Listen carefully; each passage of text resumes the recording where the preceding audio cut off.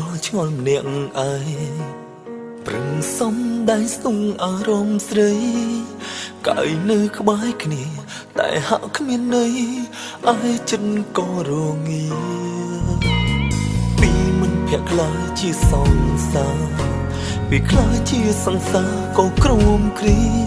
អូនចាប់ផ្ដើមចេះផ្លែកចេញរៀ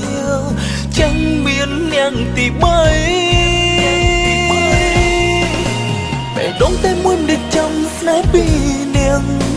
ចង់បើស្នេហ៍មកតែម្នាក់ស្លាប់ឬអីនិយាយចង់ឲ្យអូនភ្ញាក់ស្មារតីដឹងតែរីងរៃធ្លាក់ទៅលើអ្នកណាចង់ឲ្យធ្វើឲ្យបងយល់ព្រមធ្វើបានតែចិត្តបងសុំវិញតែម្យ៉ាងគឺស្នេហាឲ្យអូនស្មោះនឹងបងគុំស្នេហ៍នាងណាបានតែជីវ៉ាសុំលើកចុងក្រោយពីមនុស្សស្មោ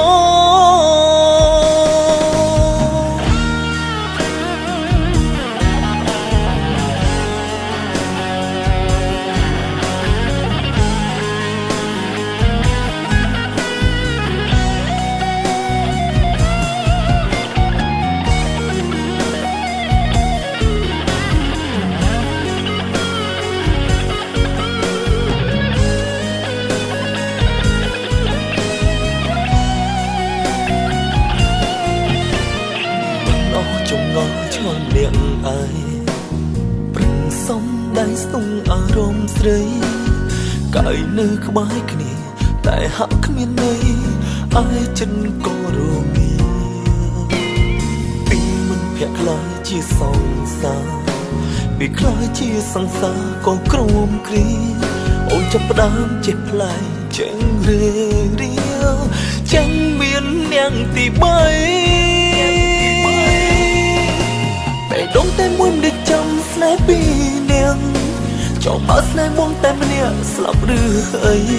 និយាយចង់ឲ្យអូនភ្ញាក់ស្មារតីដឹងតែរីងរៃ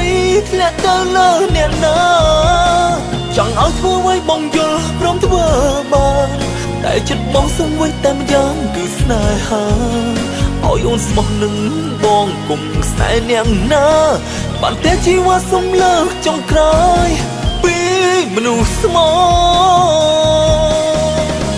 បែដងតែមួយមិនដែលចាំស្នេហ៍ពីនាងចង់បើស្នេហ៍មកតែម្នាក់ស្លាប់ឬអី